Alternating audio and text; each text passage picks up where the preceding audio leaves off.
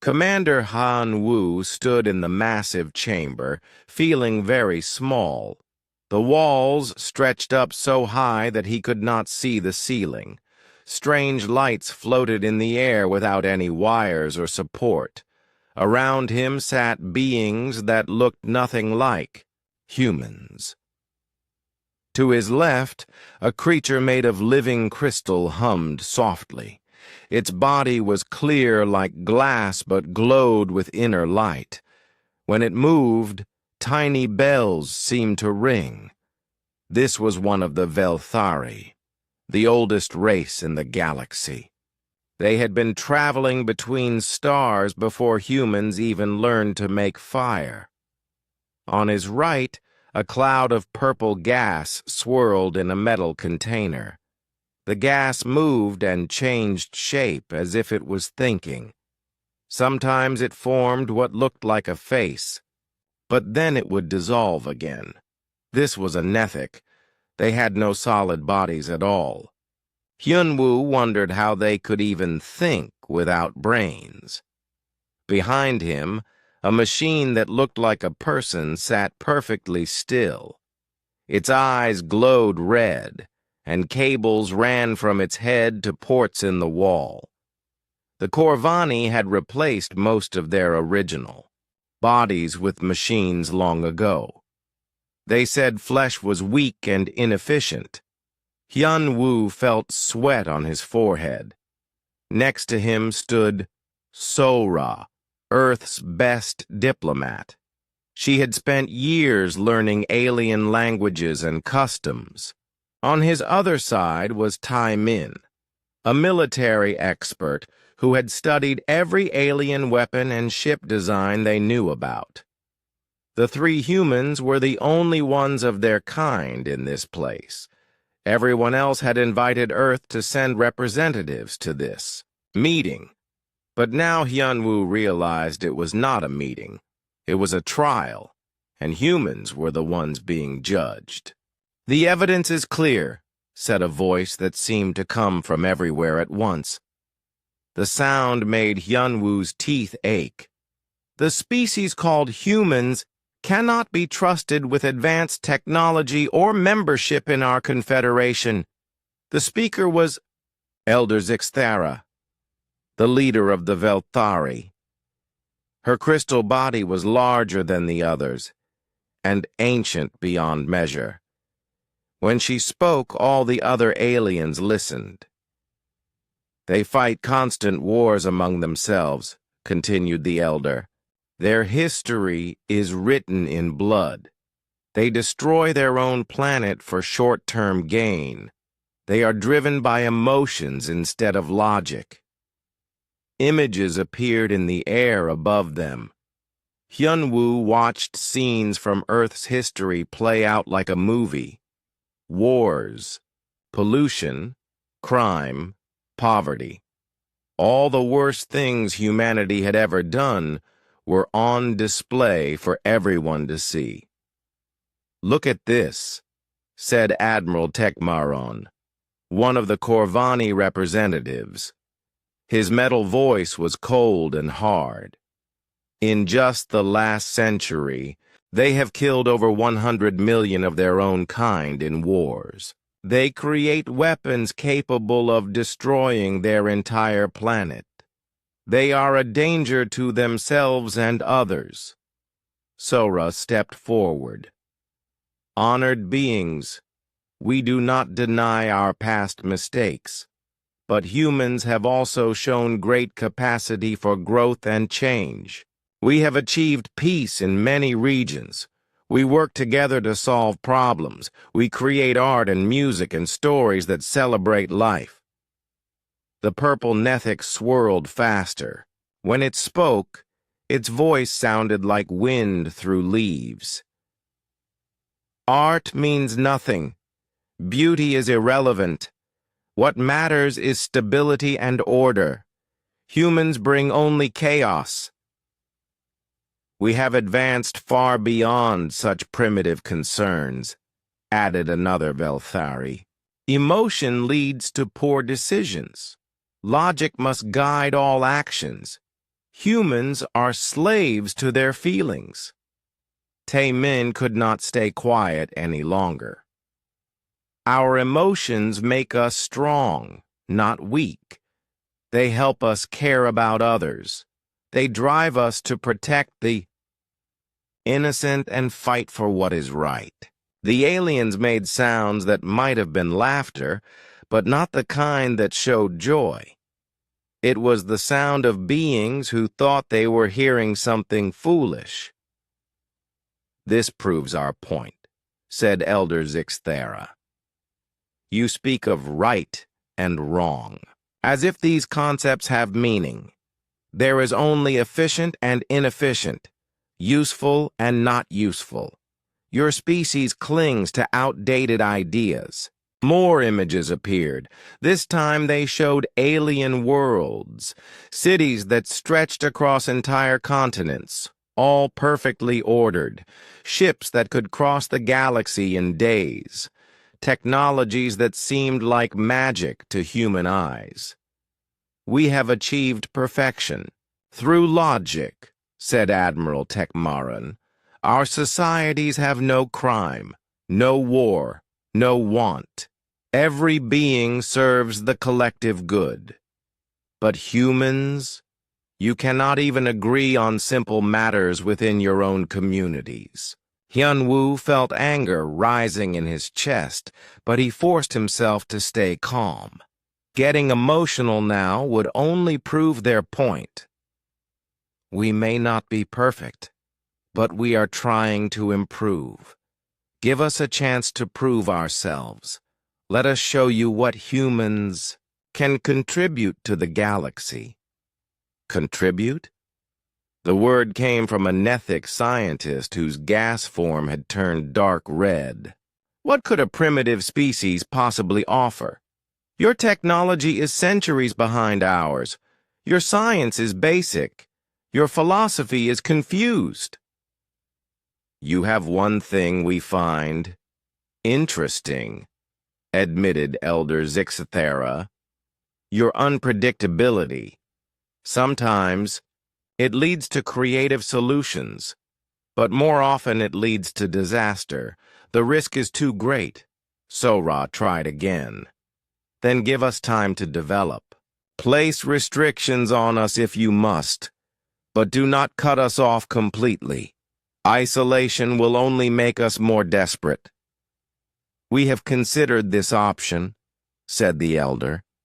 "But your species spreads too quickly. Already you have colonies on multiple worlds in your system. Left unchecked, you would soon reach other star systems. We cannot allow such an aggressive species to expand." The chamber fell silent, except for the humming of alien technology. Hyun-woo could feel the weight of their decision pressing down on him. Every representative in the room had already made up their mind. "The Galactic Confederation has reached a unanimous decision," announced Elder Zixthara. "The Sol system will be placed under immediate quarantine. No human vessel will be permitted to leave your system. No alien ship will enter. You will be isolated until such time as your species either evolves beyond its current limitations or—" She did not finish the sentence, but everyone understood. The alternative to evolution was extinction. "This is wrong," said Tae-min, his voice shaking with controlled fury. "You judge us without truly knowing us. You see only our past, not our potential." "Your potential is exactly what we fear," replied Admiral Tekmaran. "A species with your aggressive tendencies but with advanced technology would be a threat to all civilized worlds." Guards began moving toward the human delegation. They were not quite pointing weapons, but the message was clear. The trial was over. "You are making a terrible mistake," warned Hyun-woo as he was escorted toward the exit. Humans have survived every challenge our world has thrown at us. We will survive this too." "Perhaps," said Elder Zixthara, "but you will do so alone." As they walked down the long corridor leading away from the chamber, Sora leaned close to Hyunwoo and whispered, "There is something you should know about. A project back on Earth. Dr. Yunji has been working on something that might change everything." Hyunwoo looked back one more time at the alien representatives. They had made their choice based on fear and prejudice. They thought they understood humanity, but they were wrong. They had no idea what humans were truly capable of when their backs were against the wall. 6 months had passed since the Galactic Council's decision. Captain Jiho stood on the bridge of the UES Defiance, staring at the massive alien fleet that surrounded Earth's solar system. The ships hung in space like deadly metal flowers, each one larger than anything humans had ever built. "Report," he said to his communications officer. "No change, sir. They're maintaining position at all jump points. Any ship that tries to leave the system gets turned back. Any that refuse to comply—" The officer's voice trailed off. They all knew what happened to ships that refused. Jiho rubbed his tired eyes. He had not slept well in weeks. None of them had. The stress of being caged like animals was wearing on everyone. "Sir, we're getting another transmission from the Mars colony," said Lieutenant Inho from his station. "They're reporting critical shortages of medical supplies. The mining operation on Europa has shut down 3 more sections due to equipment. Failures they can't repair." The captain nodded grimly. This was the aliens' strategy. They did not need to fire a single shot. They just had to wait. Cut off from galactic trade, human technology would slowly break down. Medicine would run out. Food production would decrease. Eventually, humanity would simply fade away. "Any word from Luna Station?" Jiho asked.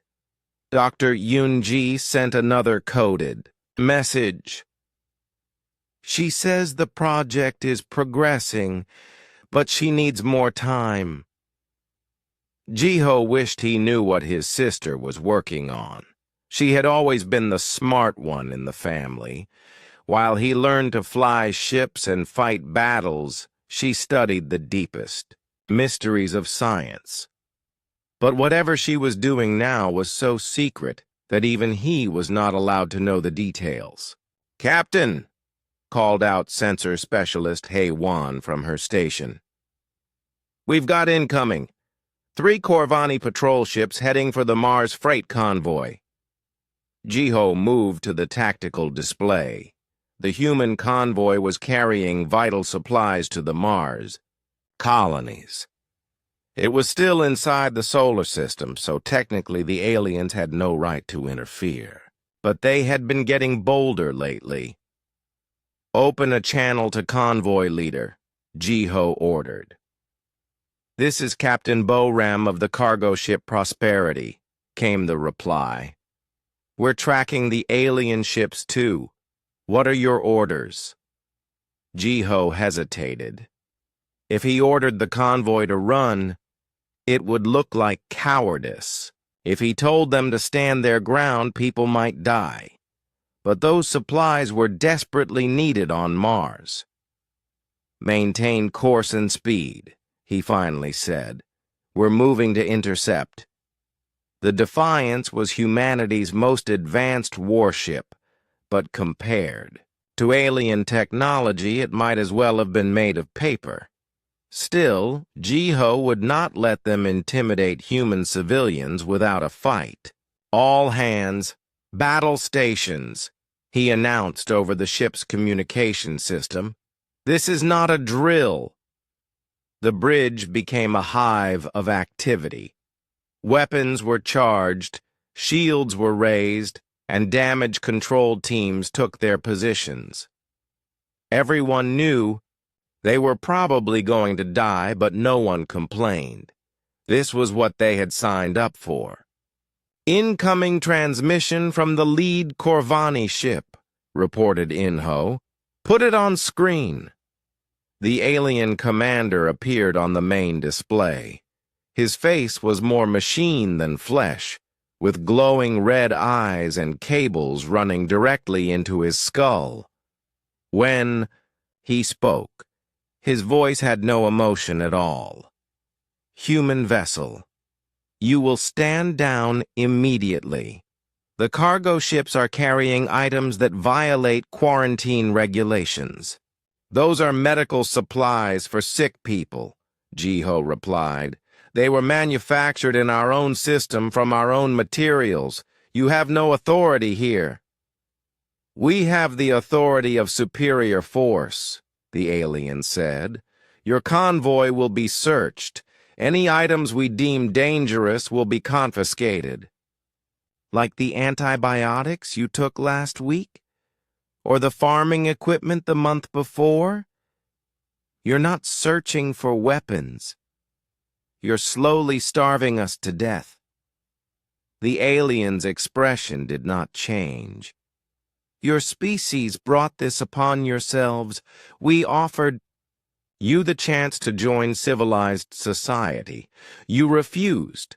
We never refused anything. You judged us without giving us a chance to prove ourselves. The judgment was correct. Even now, you prepare for violence rather than submit to logical authority. This proves our point about human nature." Jiho wanted to argue, but he knew it was useless. These aliens did not think the way humans did. They saw everything in terms of efficiency and control. The idea that freedom might be worth fighting for was beyond their understanding. "Final warning," the alien commander said. "Stand down or be destroyed." "Negative," Jiho replied. "The convoy will proceed to Mars." The channel closed. For a moment, space was perfectly quiet. Then the alien ships opened fire. The first blast hit the Defiance's shields and made the entire ship shake. Warning lights flashed red across the bridge. But the shields held. "Return fire," Jiho ordered. Humanity's weapons were primitive compared to alien technology, but they were not completely helpless. Missiles streaked toward the enemy ships, followed by energy beams that lit up the darkness of space. The aliens' shields absorbed most of the damage, but not all of it. One of their ships began venting atmosphere from a damaged section. "Direct hit on the second ship," reported Weapons Officer Dong Hyun. "But their shields are still at 60%. Meanwhile, the human shields were failing. Another hit like the first one, and they would be completely defenseless. "Captain, the convoy is requesting permission to run," said Inho. "Negative. Tell them to maintain course. We'll buy them time." The second alien attack was even stronger than the first. This time, the shields collapsed entirely. The next hit would punch straight through the ship's hull. But before the aliens could fire again, something unexpected happened. Warning alarms began blaring on the enemy ships. Their perfect formation broke apart as each vessel suddenly had to deal with its own problems. "What's happening to them?" asked Haewon, staring at her sensors in confusion. "I don't know," Jiho admitted, "but I'll take it." One of the alien ships was spinning out of control. Another was firing randomly at empty space. The third was retreating at maximum speed. "Sir, we're getting a transmission from Luna Station," reported Inho. It's Dr. Yunji. Put her through. His sister's face appeared on a smaller screen. She looked exhausted, but excited. Jiho, I need you to get back here immediately. Bring your best people. The project just achieved a major breakthrough. What kind of breakthrough? The kind that might save humanity. But I can't explain over an open channel. The aliens might be listening. Jiho looked back at the enemy ships. They were still dealing with whatever had hit them, but it would not last forever. Soon they would regroup and return in greater numbers. All ships, return to Luna Station at best possible speed, he ordered. As the human fleet turned toward home, Engineer Yu Jin from the science station made a disturbing discovery. Captain, I've been analyzing the alien communications during the attack. They weren't just here to stop the convoy. What do you mean? They were testing us, measuring our response times, our weapons' effectiveness, our tactical patterns. This whole thing was a data-gathering mission. Testing us for what? Eugene face was pale. I think they're preparing for something bigger, much bigger. As they flew back toward Luna Station, Jiho tried to push down the growing fear in his chest. The aliens had been content to wait and let humanity slowly die. But if they were now actively studying human defenses, it meant they had decided to speed up the process.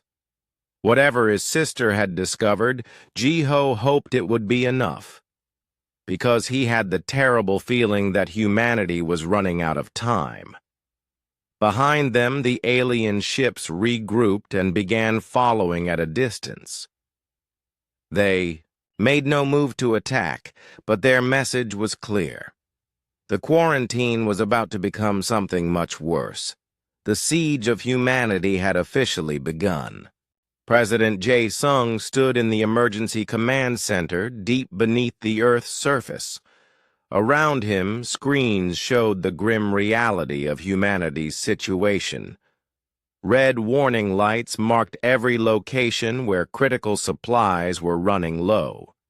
The alien blockade was working exactly as planned. "Give me the latest numbers," he said to his aide. "Medical supplies will last another 4 months at current usage rates," came the reply. "But that assumes no major outbreaks or accidents. Food production is down 18% due to equipment failures we can't repair. The outer colonies are in even worse shape." The president rubbed his forehead. 3 months ago, he had been worried about trade disputes and election campaigns.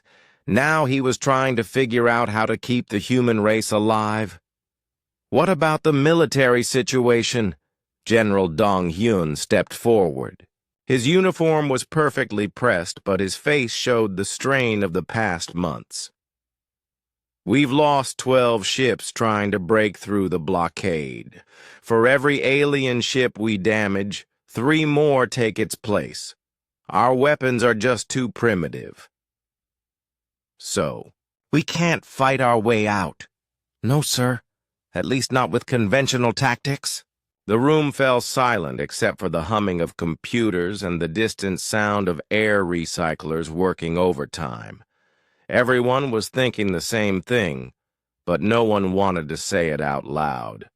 They were trapped, and they were losing.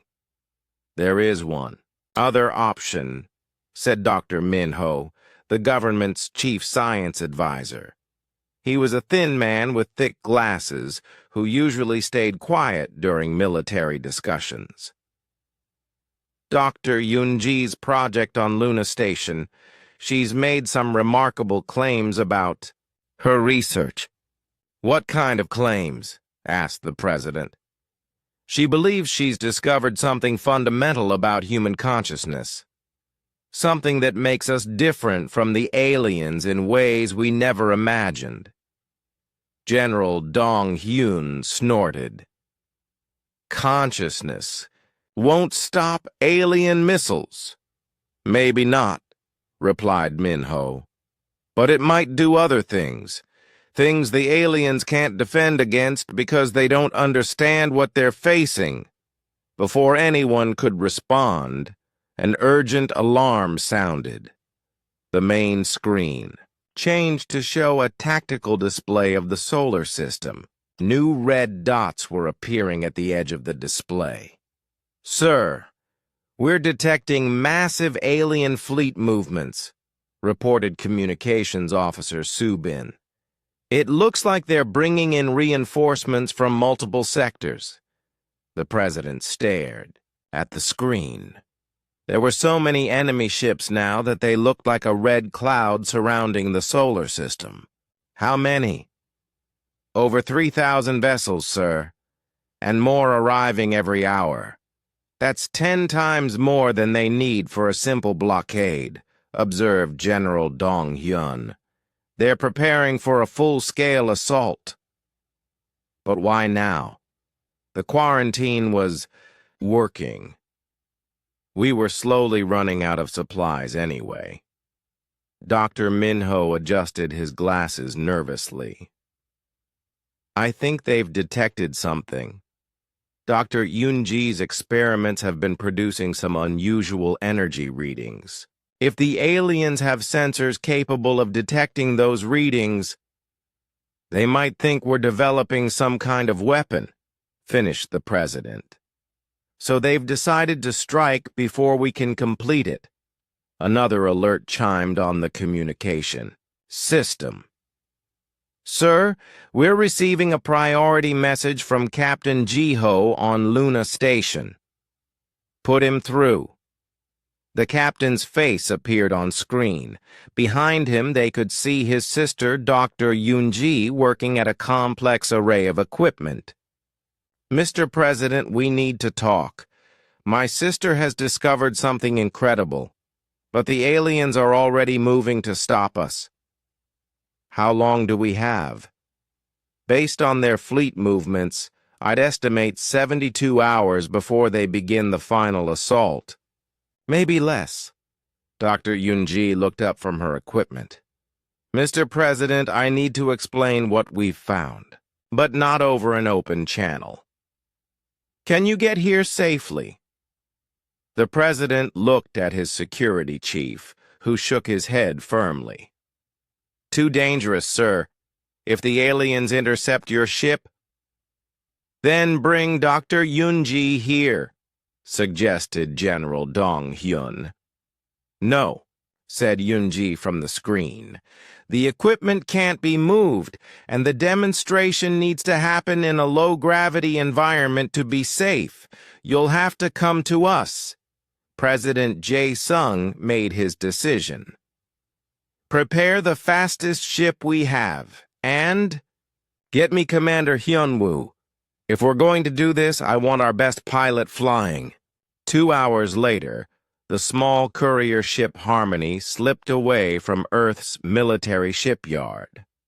Commander Hyunwoo was at the controls, with the President, Dr. Minho, and General Dong Hyun as passengers. The ship was fast and stealthy, designed for sneaking through enemy lines.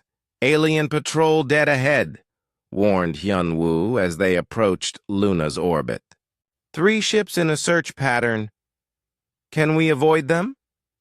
Maybe, but it'll add an hour to our flight time. We don't have an hour to spare, said the president. Do whatever you have to do. Hyunwoo smiled grimly and pushed the engines to maximum power. The little ship shot forward like a bullet, racing between the alien vessels before they could react. Warning alarms sounded on alien ships, but by the time they turned to pursue, the human ship was already gone.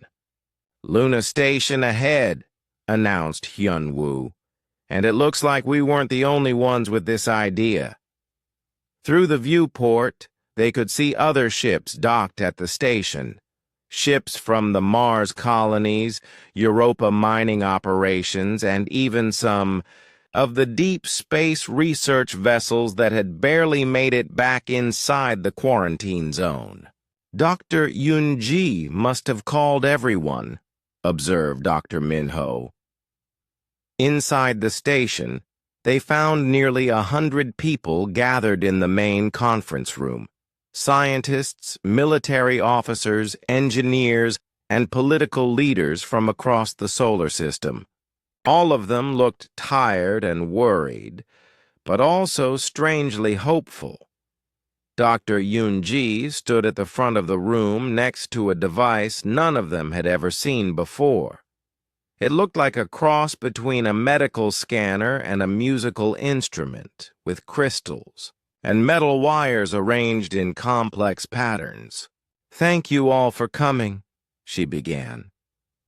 "I know the risks you took to get here, but what I'm about to show you will change everything we thought we knew about humans and our place in the universe." She activated the device.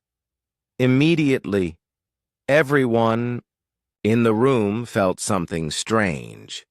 It was like hearing a song that was just below the range of normal hearing, or seeing a color that did not quite exist. "For the past 2 years, I've been studying human brain patterns," Yunji continued. "Specifically, I've been looking at what happens when we experience strong emotions: fear, love, anger, hope. What I found is that human consciousness operates on a quantum level that other species have never achieved." She touched a control, and the feeling grew stronger. Some people in the room gasped.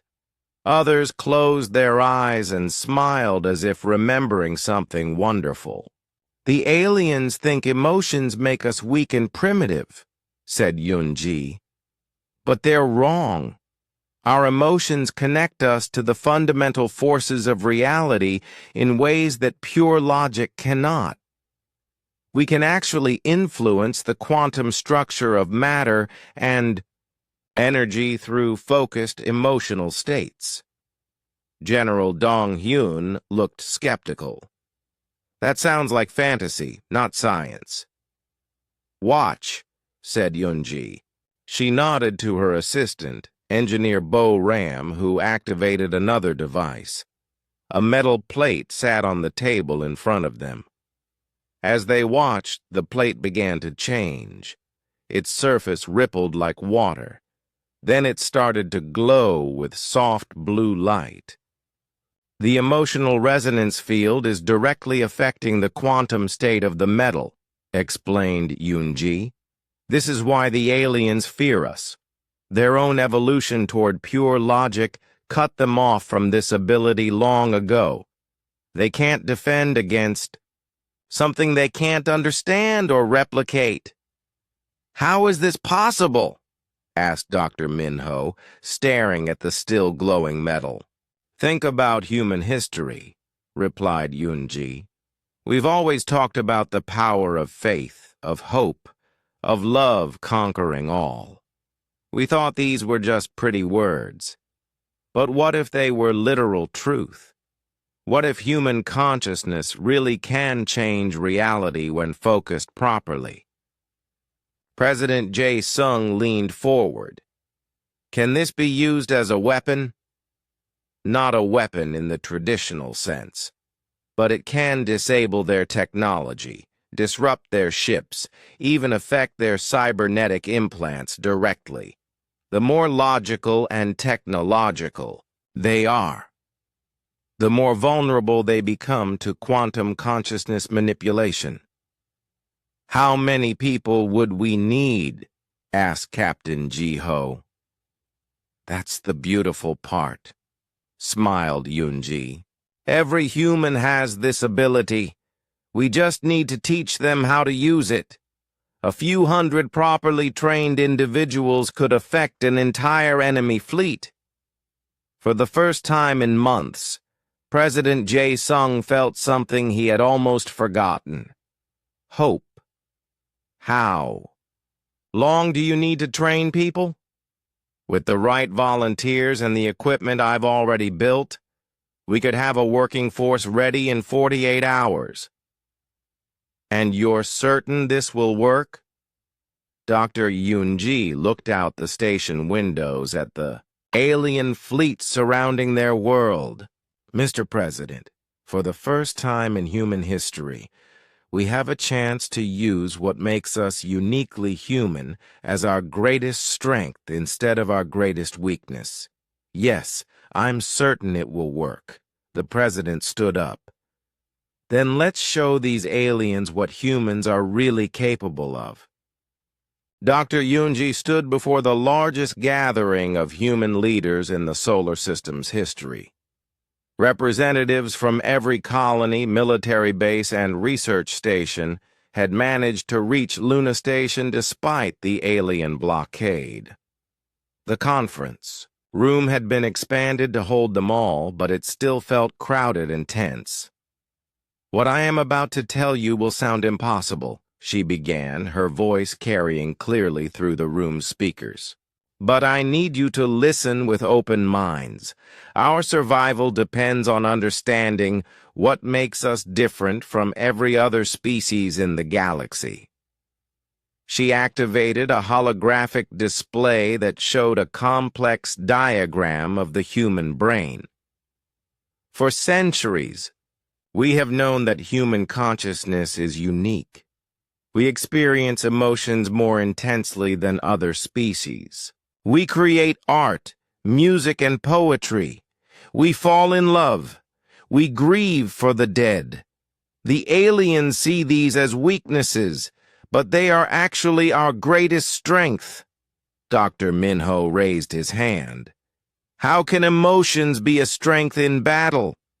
Because emotions are not just feelings, replied Unji. They are quantum states of consciousness that directly interact with the basic structure of reality. When a human experiences strong emotion, their brain operates on frequencies that can actually change the physical world around them. She changed the display to show recordings of her experiments. Watch what happens when I ask test subjects to focus on specific emotions while connected to my equipment. The first video showed a volunteer named Yu Jin sitting in a chair with sensors attached to her head. Focus on the feeling of love, Yunji's voice said from the recording. Remember the strongest love you have ever felt. On the screen, they could see energy readings spike dramatically. More importantly, they could see a metal rod in front of Eugene beginning to bend without anyone touching it. The subject's emotional state created a quantum field that affected the molecular structure of the metal, explained Yunji. This is not magic. It is science that we are only now beginning to understand. Captain Ji-ho looked skeptical. But how does this help us fight the aliens? Because their technology depends on logical, predictable quantum states, said Yunji. Their computers, their weapons, their shields, even their cybernetic implants all operate according to strict logical parameters.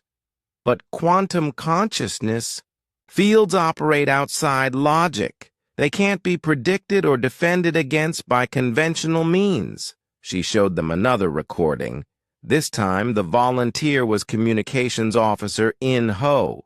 When he focused on feelings of anger and determination, a complex alien device on the table in front of him simply stopped working.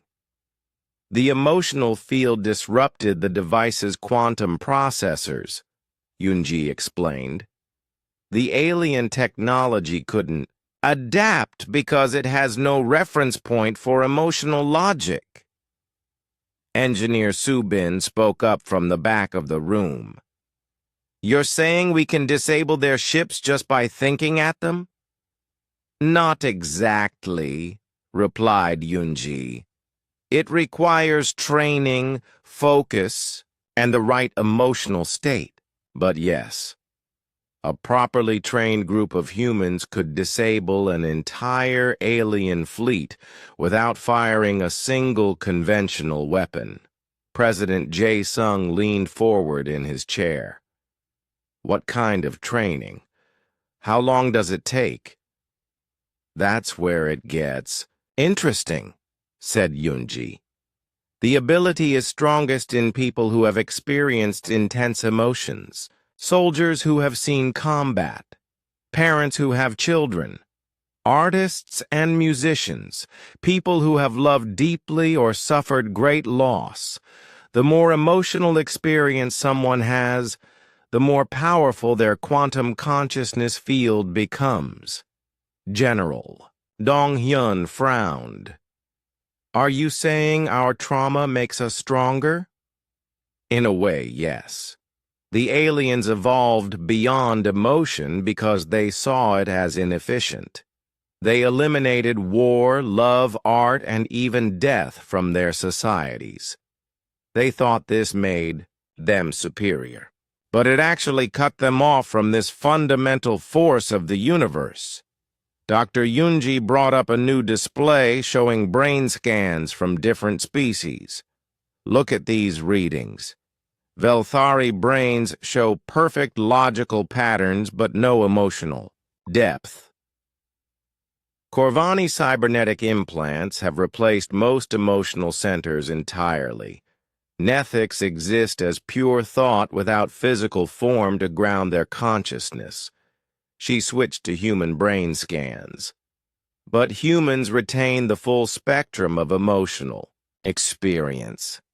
We can feel joy and sorrow, love and hate, hope and despair, sometimes all at the same time. This chaos that the aliens see as primitive is actually our connection to quantum consciousness. Young pilot Hae-won raised her hand. How do we know this will work in actual combat? These are just lab tests. Because we've already tested it. In combat, replied Captain Ji-ho. That incident 3 days ago when the alien ships suddenly malfunctioned during their attack on the convoy. That was Yoonji's prototype system. A small-scale test, admitted Yoonji. But it proved the concept. When my equipment amplified the emotional fields of the Defiance's crew during the battle, it created enough quantum disruption to disable 3 enemy ships. The room buzzed with excited conversation. For the first time since the quarantine began, they had something that might actually work against the aliens. What do we need to do? Asked President Jae-sung. First, we need volunteers, said Yoonji. People willing to undergo consciousness training. It's not dangerous, but it is intense. We'll be asking them to access their deepest emotions and learn to focus that energy. How many volunteers? For the initial assault, I recommend 200. Enough to affect the quantum fields of the largest alien ships. But eventually, we'll want to train thousands. Maybe tens of thousands. Engineer Boram stepped forward. I'll volunteer. I've been working with Dr. Yoonji's equipment for months. I understand what we're trying to achieve. So will I, said In-ho. If this is our best chance, then I'm in. Soon, dozens of voices were volunteering. Military officers, scientists, engineers, even political leaders. The enthusiasm was infectious. Wait, said Dr. Min-ho. What are the risks? This sounds too good to be true. Yoonji's expression became more serious. There are risks. The training process involves accessing traumatic memories and intense emotions. Some people might have psychological breakdowns. The quantum fields we're generating could also have unexpected effects on the volunteers themselves. What kind of effects? We don't know yet. This is completely new science. But the early test subjects have reported changes in perception, enhanced intuition, and stronger emotional connections with other people. Whether these are positive or negative changes depends on the individual. And if we don't do this? Asked General Dong Hyun. Then in 48 hours the alien fleet will begin their final assault, replied Unji. They'll destroy our ships, bombard our colonies, and eliminate the human race as a threat to galactic stability. The room fell silent as everyone considered their options. It was not really a choice at all. How long do we have to prepare? Asked the president. The alien fleet will be in optimal attack position in 36 hours, said Captain Ji-ho. But we need to begin training immediately. Every hour counts. Yoonji nodded. I've already prepared training stations throughout the Luna facility. We can begin with the first group right now. President Jae-sung stood up. Then let's begin. If humanity is going to survive, it will be because we finally learn to use what makes us human as our greatest weapon. As the meeting broke up and people began organizing into training groups, Dr. Yoonji felt a mixture of excitement and terror. She had discovered something that could save humanity, but she had also unleashed something that could fundamentally change what it meant to be human. Either way, there was no turning back now. The final battle would not be won with guns or missiles. It would be won with the power of human consciousness itself. And for the first time in the history of the galaxy, that power was about to be unleashed at full strength. The alien fleet moved into attack formation like a vast cloud of death. Admiral Tekmaran stood on the bridge of his flagship, watching thousands of ships arrange themselves around the human solar system. Each vessel was a masterpiece of logical design, equipped with weapons that could shatter planets and shields that had never been penetrated. All ships report ready for final assault, announced his tactical officer. Human defenses are minimal. We estimate complete victory within 6 hours. Tekmaran nodded with satisfaction. The cybernetic implants in his brain calculated every possible human response and found them all inadequate. Begin the attack. Target military installations first, then population centers. Make it quick and efficient. Meanwhile, on Luna Station, Dr. Yoon-ji watched the alien movements on her tactical display. Around her, 200 volunteers sat in specially designed chairs connected to her consciousness amplification equipment. They had trained for 36 straight hours, learning to focus their emotions into quantum energy fields. "Are we ready?" asked President Jae-sung, who had insisted on being part of the first wave despite the risks. "As ready as we can be," replied Yoonji. "Remember, this is not about anger or hatred. Those emotions are too chaotic. Focus on protection, on love for humanity, on hope for the future. Let those feelings fill your entire being." Captain Ji-ho was aboard the Defiance, leading the human fleet in what looked like a hopeless last stand. His ship and 50 others faced off against thousands of alien vessels. It seemed like madness, but he trusted his sister's science.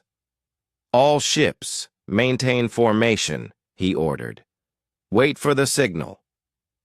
Pilot Hae-won gripped her fighter's controls. She was part of a squadron of volunteers who would be the first to test the new weapons in actual combat.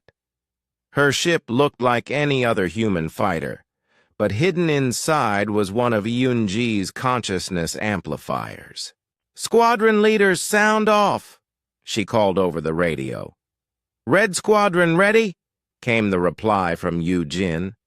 "Blue Squadron in position," reported In-ho. "Green Squadron standing by," added Su-bin. Back on Luna Station, Dr. Yunji made final adjustments to her equipment.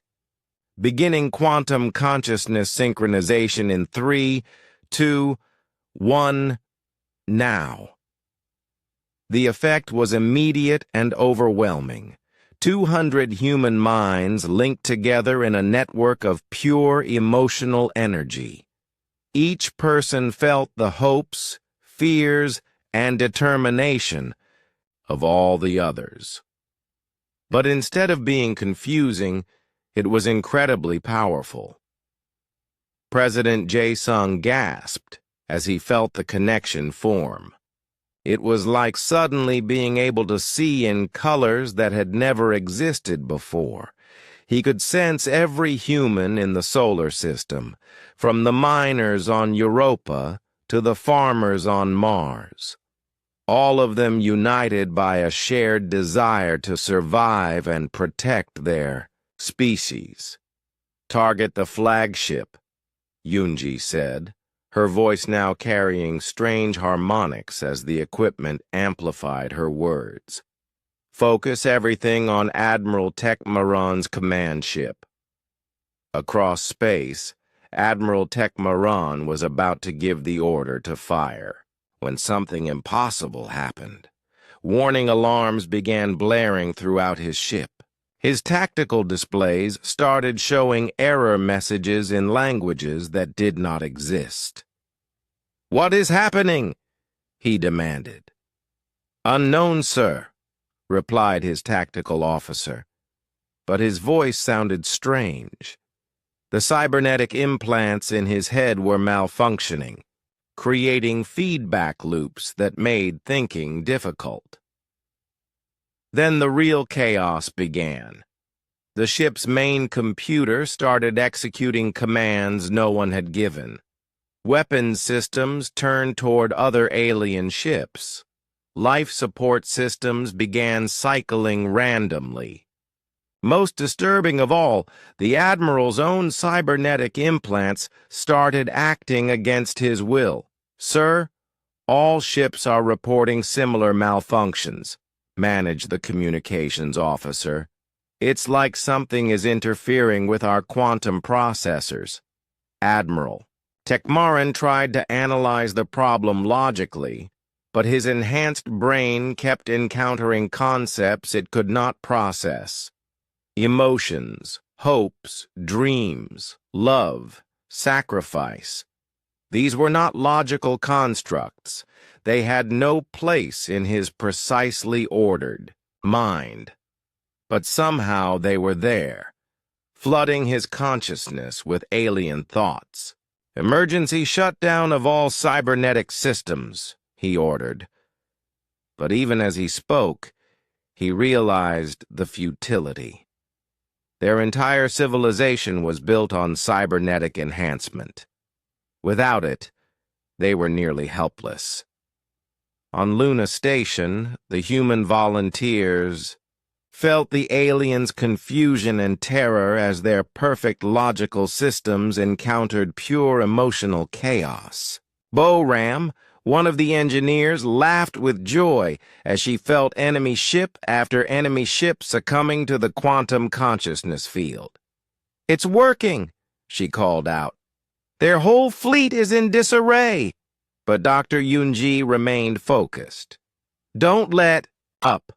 They'll try to adapt, pour everything into the field. Think about everyone you love, everyone you want to protect." Pilot Hae-won launched her fighter into the middle of the alien formation.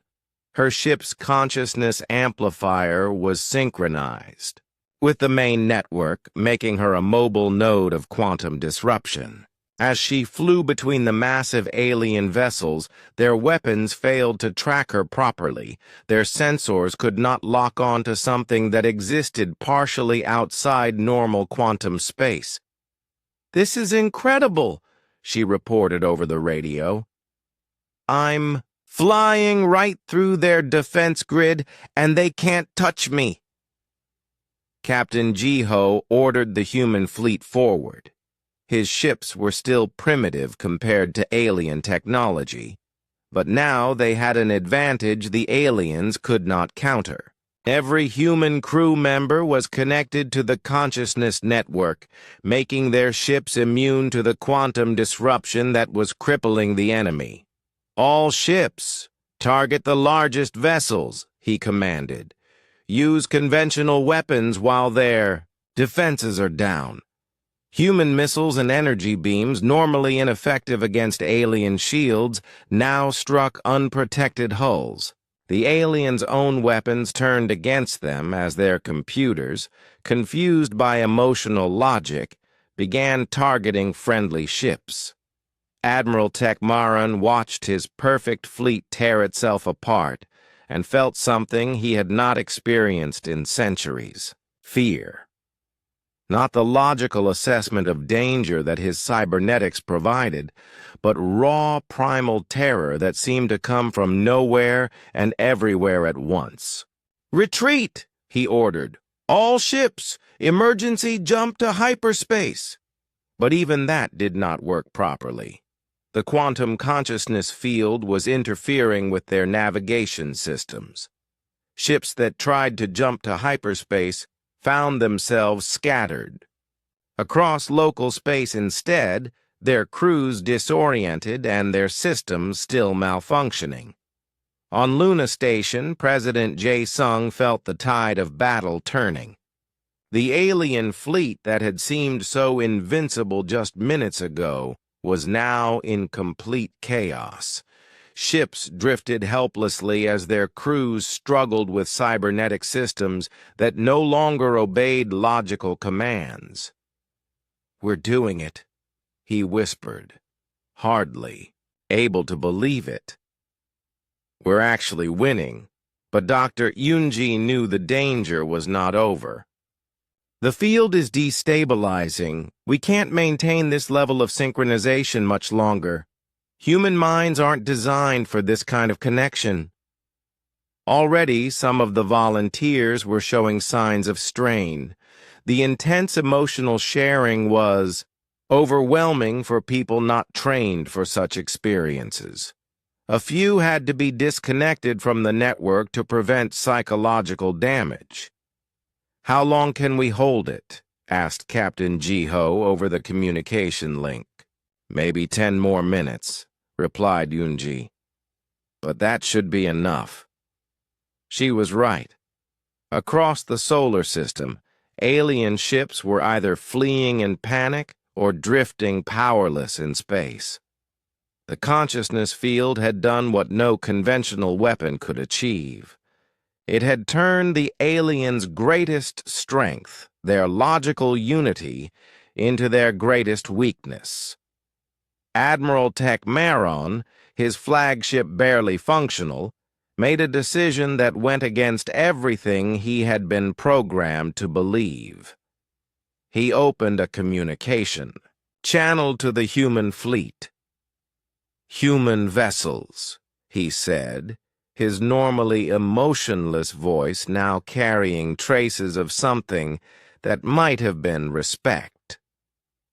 We request a ceasefire. We wish to negotiate." On Luna Station, Dr. Yunji smiled as she began to power down the consciousness amplification system. The volunteers slowly disconnected from the network, each one forever changed by the experience of truly shared consciousness. "Message to Admiral Tekmaran," she said. "Tell him we accept his request for negotiations. But this time, we negotiate, as equals." Humanity had not just survived the alien assault. They had proven that there were forces in the universe more powerful than logic, more fundamental than technology. They had shown that consciousness itself, in all its chaotic emotional glory, was the ultimate weapon. And for the first time in galactic history, the other species would have to acknowledge that humans were not primitive at all. They were something entirely new. Elder Zixathara had lived for over 3,000 years, but she had never experienced anything like this. Her crystalline body, once flawless and eternal, now showed hairline cracks that spread across her surface like spider webs. The quantum consciousness attack had damaged her at the most fundamental level, affecting the very structure that held her being together. She stood in the ruins of her flagship's command center, surrounded by the wreckage of what had been the most advanced technology in the galaxy. Screens flickered with random patterns. Computer systems spoke in languages that had never been programmed into them. The orderly universe she had known for millennia had suddenly become chaos. "Elder," said one of her subordinates, his own crystal. Form dimmed and fractured. "The human fleet is requesting permission to come aboard for negotiations." Zixthara almost laughed, though her species had not experienced humor for centuries. The idea that the primitive humans would be coming to negotiate with their betters would have been absurd just hours ago. Now it seemed like the natural order of things. "Grant them permission," she said, "and prepare the formal reception chamber. It appears we have greatly underestimated our guests." On Luna Station, Dr. Yunji was monitoring the volunteers who had participated in the consciousness network. Most were exhausted but unharmed. A few showed signs of permanent change, their brain patterns now operating on frequencies that had never been recorded in humans before. "How do you feel?" she asked Eugene, one of the volunteers who had been connected the longest. "Different," Eugene replied, her eyes unfocused as if seeing things that were not there. "I can still sense the others sometimes. Engineer Boram is excited about something. Pilot Haiwan is scared but trying not to show it. It's like we're all still connected, just more quietly." This was exactly what Yunji had feared and hoped for. The consciousness network had created permanent changes in the volunteers. They were evolving into something new, something beyond normal human experience. "We'll need to study these effects carefully," she said. "But for now, rest. You've done something incredible." Meanwhile, President Jae-sung was preparing for the most important diplomatic mission in human history. He would lead a small team aboard the alien flagship to negotiate humanity's place in the galaxy. But this time, they would not be begging for acceptance. They would be demanding respect. "Are you sure about this?" asked Commander Han Wu, who would be piloting the shuttle. "We're talking about boarding a ship full of beings who wanted to exterminate us just a few hours ago." "They're not the same beings they were a few hours ago," replied the president. "The consciousness field changed them too. They've experienced emotions for the first time in thousands of years. That has to count for something." Captain Jiho joined them for the flight to the alien flagship. His sister had insisted on coming too, despite the risks. Her expertise might be needed if the negotiations became technical. "Besides," added Dr. Yunji, "they're more afraid of us now than we are of them. We've proven that their technology can't protect them from human consciousness. That changes everything." The shuttle bay of the Velthari flagship was a marvel of crystalline architecture. Everything was grown rather than built, with sweeping organic curves that pulsed with inner light. But now that light was flickering and unstable, damaged by the quantum consciousness attack. Elder Zixthera met them personally, something that would have been unthinkable before. Her cracked surface caught the light in new ways, creating patterns that seemed almost artistic. For a being that had spent millennia pursuing perfect logic, the introduction of chaos had created something unexpectedly beautiful. "President J. Sung," she said, her voice carrying harmonics that had not been there before. "I must begin with an admission that is difficult for my species to make. We were wrong about humanity. The formal reception chamber had been hastily prepared. Alien representatives from all three major species were present, but they looked different now. The Corvani moved less precisely, their cybernetic systems still struggling with emotional feedback. The Nethic's gaseous forms swirled with new colors that seemed to represent feelings they had never experienced. "We judged you based on incomplete understanding," continued Elder Zixthera. "We saw your emotions as primitive chaos. We did not realize they were a form of evolution we had lost long ago. Your people eliminated emotions from your societies," said Dr. Yunji. "You thought it made you more advanced, but emotion is not the opposite of logic. It's a different way of processing reality." Admiral Tekmaron, his cybernetic implants now only partially functional, spoke with a voice that carried new depth. "Our analysis of the battle shows that you accessed quantum states we cannot replicate. Your consciousness operates on levels we thought were impossible. Because you cut yourselves off from those levels," replied President J. Sung. "You achieved technological perfection, but you lost something essential in the process." Elder Zixthara's crystalline form pulsed with unstable light. "We have spent the last several hours experiencing sensations we had forgotten existed. Fear, wonder, even something that might be called beauty. It is disturbing, but also fascinating.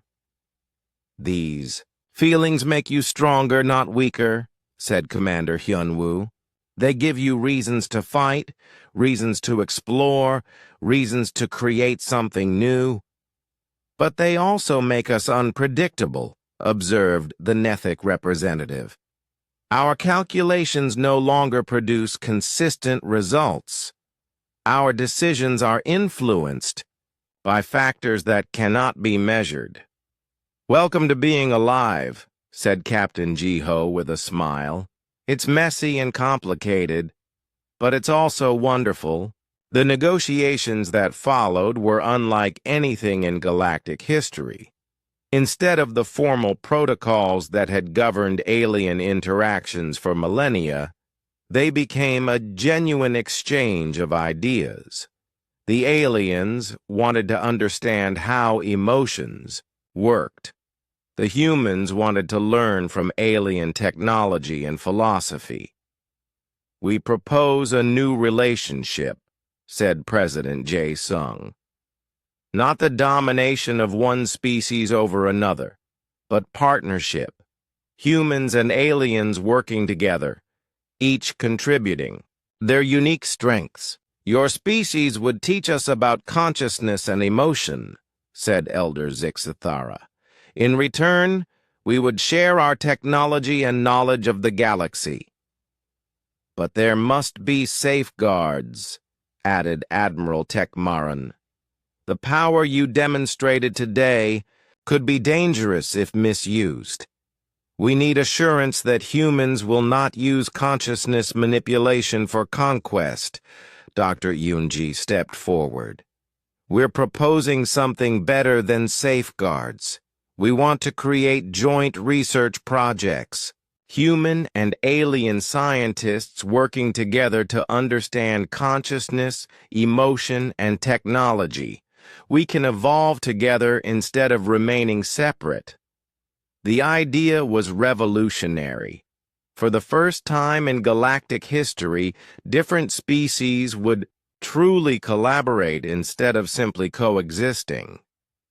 There would need to be exchange programs, suggested the Nethic representative. Young beings from all species learning from each other. Human children and alien children playing together, added Captain Jiho. Growing up understanding that differences make us stronger, not weaker. Elder Zixthera considered this for a long moment. Her cracked surface had stabilized into new patterns that seemed to pulse with something like hope. The Galactic Confederation has operated according to logical principles for over 10,000 years, she finally said. But perhaps it is time for a new approach, one that combines logic with feeling. President Jae-sung smiled.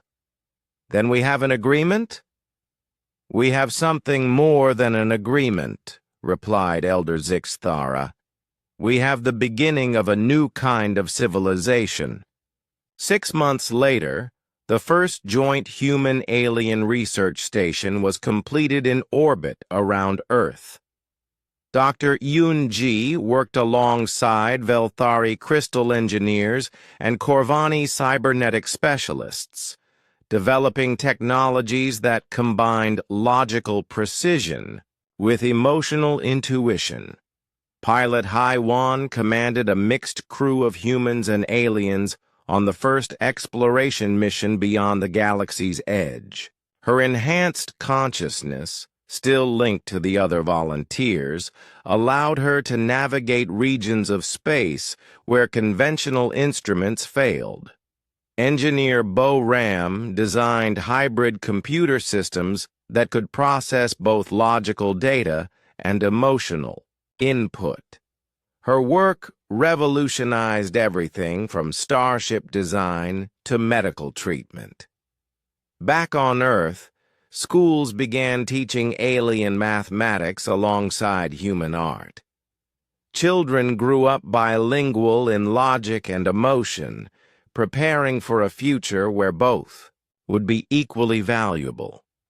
The galaxy had discovered that evolution was not a ladder to be climbed, but a web to be explored. Humans had not been behind other species. They had simply been traveling a different path, one that led to places the others could never reach alone. And now, together, they could explore possibilities that none of them had ever imagined. The universe suddenly seemed much larger and more wonderful than anyone had thought possible. All because humanity had finally learned to weaponize the one thing that made them uniquely human, their capacity to feel. In the end, love really had conquered all,